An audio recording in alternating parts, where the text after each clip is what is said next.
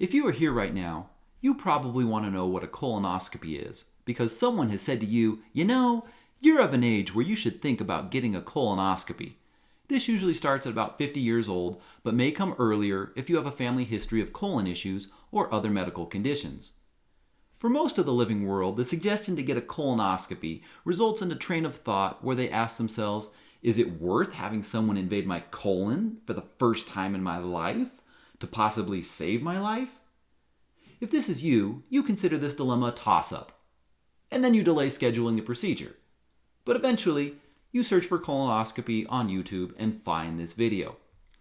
At a high level, a colonoscopy consists of a doctor inflating your intestine with air, inserting a camera to search for polyps, and then removing any polyps. At this point, you may be wondering why a doctor goes to medical school for 8 years to work on people's tushies. Certainly, there are more prestigious areas of the body to work on. For example, if you say you are a brain surgeon at a party, people think you are pretty cool and they know you make a lot of money. As long as they aren't a relative, this is generally a good thing. But imagine the look people give a doctor who says they only work on bottoms. And imagine the terrible jokes at home. How was your day, honey? Well, to be honest, it was kind of a crappy day. I asked my doctor why they chose this line of work, and I found the answer to be kind of sobering. They said, in the medical profession, this procedure has some of the greatest impact in people's lives for the least effort.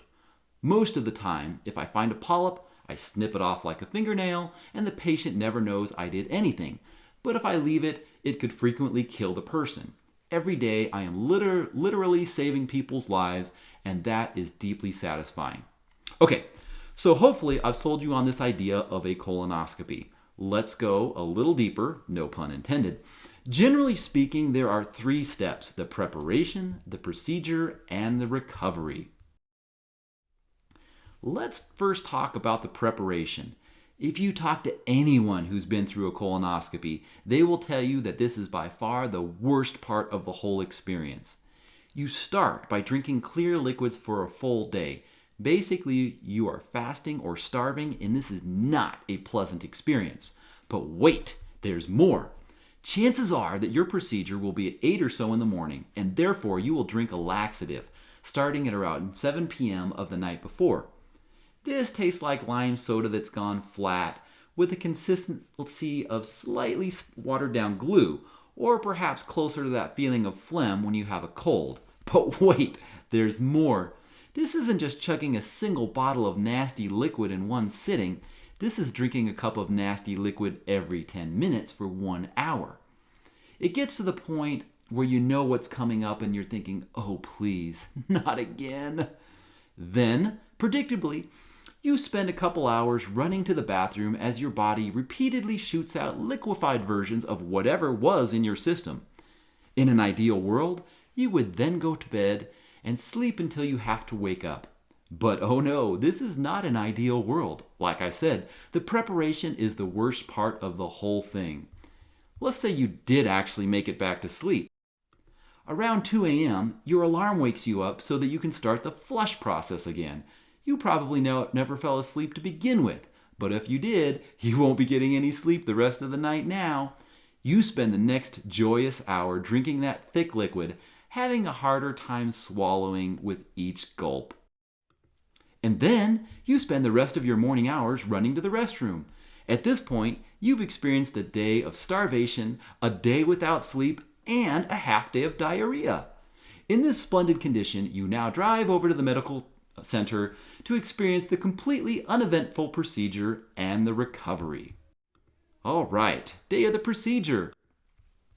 Because you had such a fun night, you have not bathed and are likely still in your pajamas or some other comfortable clothing.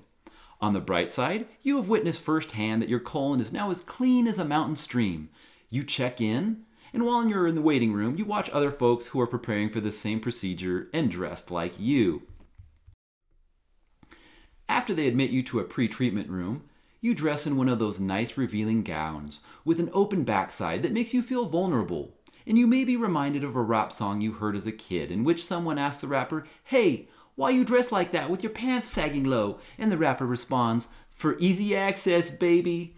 Yes, you as a patient are prepared for easy access. At this point, you are also given an IV needle in your arm in preparation for receiving anesthesia. In the next step, you are brought into the equivalent of an operating room. They start the anesthesia to your IV needle, and within 15 seconds you are out cold. While you are out, they inflate your pristinely clean colon with air, look around with a camera, and snip off any tiny polyps that they find. For most polyps, they are tiny and don't even require any type of sealing after snipping them off. Woohoo! Now it's time for recovery. Then you wake up, feeling like you just had the best night of sleep in your entire life.